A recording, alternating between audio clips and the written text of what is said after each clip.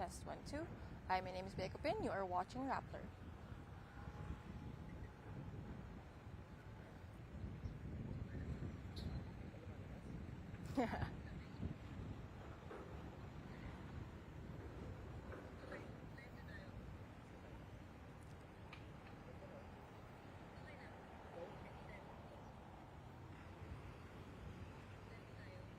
Hi, my name is Bea Cupin. You are watching Rappler, and I'm in Pasay City, a stone's throw away from where United States Secretary of State Antony Blinken and DFA Secretary Enrique Manalo held a joint press conference to conclude a bilateral meeting between the two top diplomats of the U.S. and the Philippines. Now, Blinken is in Manila today. He flew in last night. He's here on a very, very quick visit. It's his second visit to Manila. Ahead of this visit, the U.S. State Department and the DFA of the Philippines emphasized trade and investment in talking about Blinken's second visit to the Philippine capital. But when you talk about the Philippines and the United States, it is nearly impossible to not talk about security and defense, especially given the geopolitical situation in the Indo-Pacific and the South China Sea.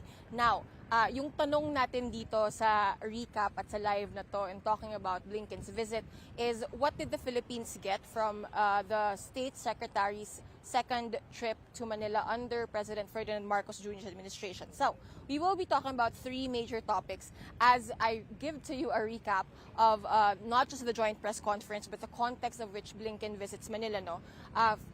Most, of course, the actual visit of the Secretary Blinken, yung mga ginawa niya dito during his quick stop to Manila. But of course, also the West Philippine Sea, referring to part of the South China Sea that is within the Philippines exclusive economic zone. But also, burgeoning, an emerging trilateral cooperation between the Philippines, the U.S., and Japan. Now, speaking about that trilateral relationship, it was announced by the White House this morning, actually, that U.S. President Joe Biden will be hosting in the White House President Marcos as well as Japanese Prime Minister Kishida Fumio on April 11 for the first ever U.S., Japan, Philippines summit. So the three leaders will be meeting for the first time together. What precedes this would be a meeting between Vice President Kamala Harris of the U.S., Marcos, and Kishida on the sidelines of the ASEAN summit in Jakarta. Also, the ministers of the three countries have also met in the past. So parang this trilateral cooperation, this trilateral relationship is one that observers have been keeping tabs on in the region. Yung context ito, syempre, bukod sa the Philippines is a treaty ally of the United States, Japan is also an American treaty ally. So, we focus first on U.S.-Philippine bilateral relations. During the joint press conference, sabi ni Secretary Manalo of the Philippines, the relationship of the U.S. and the Philippines has been on hyperdrive, particularly since President Marcos took office. Secretary Blinken agreed and said the alliance has never been stronger. And these statements go beyond rhetoric. If we gauge it based lang, for example, one way to gauge that is the amount of visits or the sheer number of visits top-ranking U.S. officials have made to Manila since Marcos took office.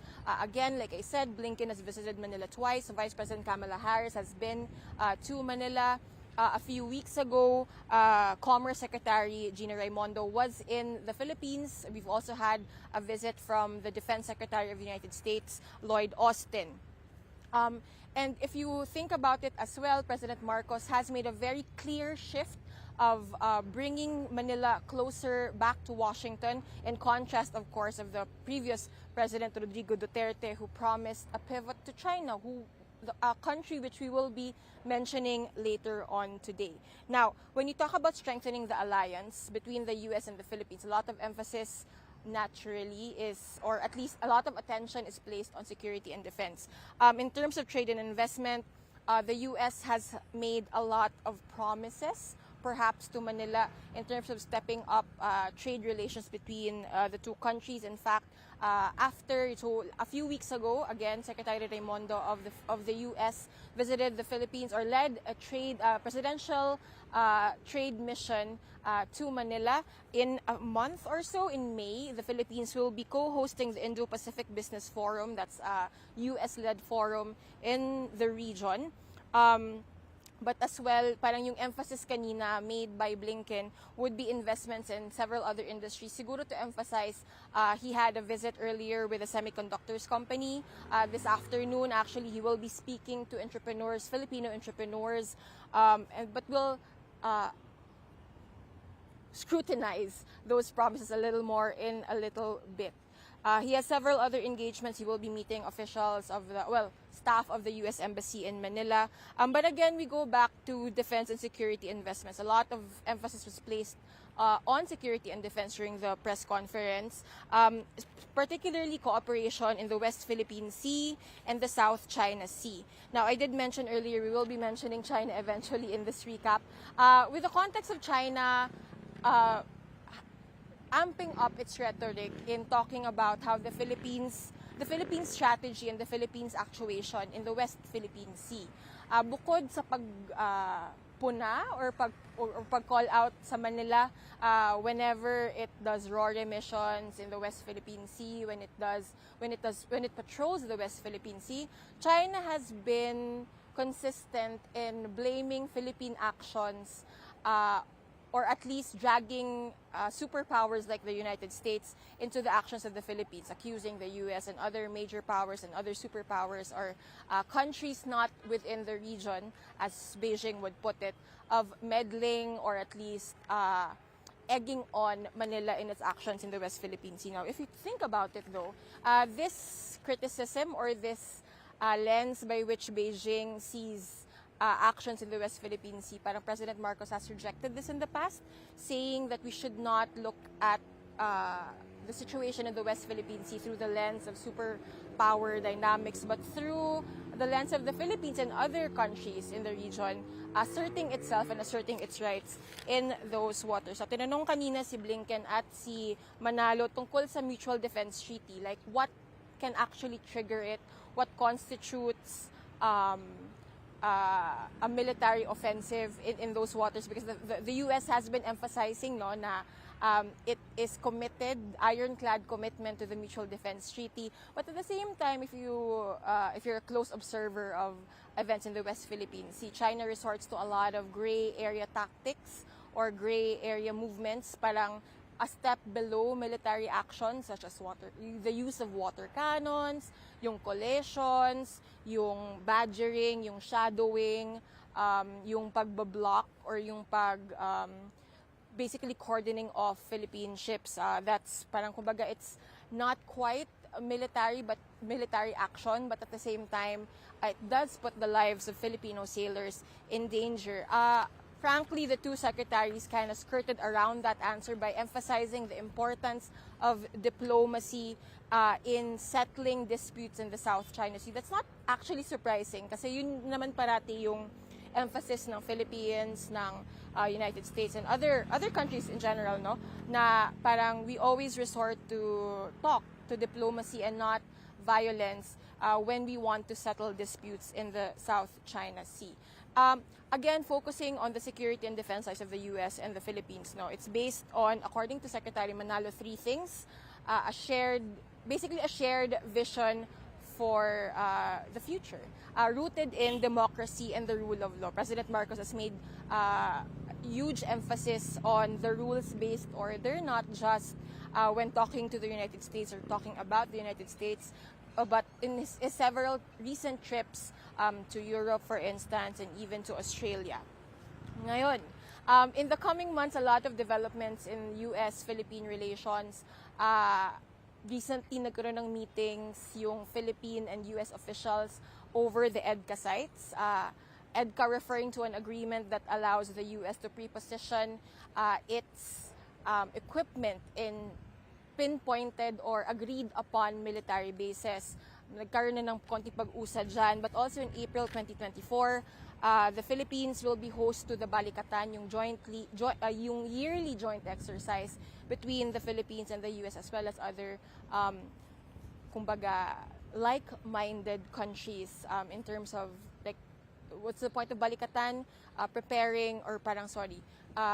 Practicing yung interoperability of different militaries or the capacity of different armed forces to work with each other in the event of an emergency.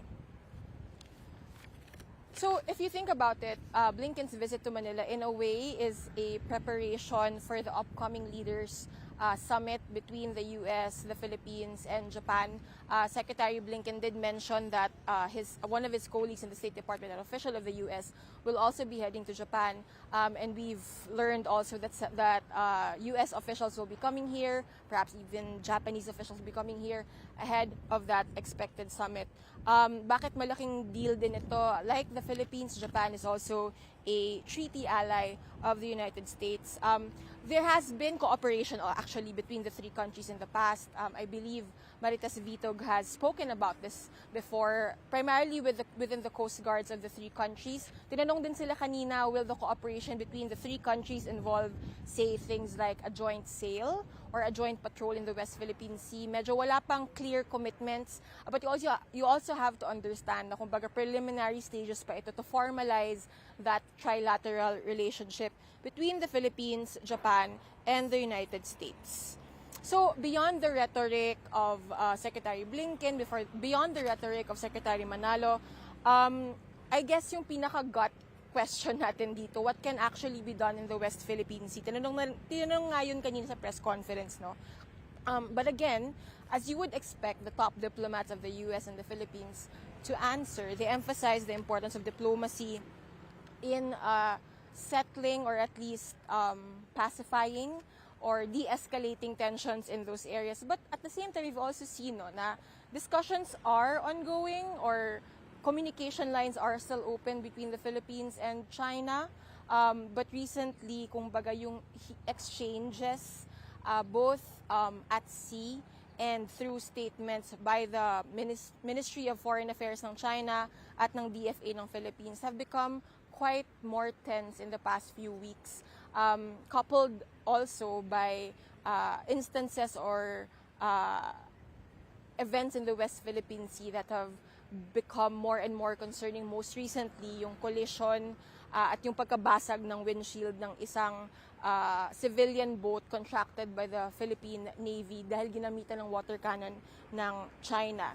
We also look forward, or we will also be monitoring the reaction of Beijing to this visit. Surely they will be reacting to statements made by Secretary Blinken and Secretary Manalo. But again, to echo also the statements of Blinken and Manalo, parang the relationship between the US and the Philippines and the relationship between the US, the Philippines, and Japan is not about it should not be centered, or it is not centered as a reaction to another country, but rather as a response to the needs of the two countries in the case of the Philippines and the US, and of the three countries in the case of the Philippines, the US, and Japan.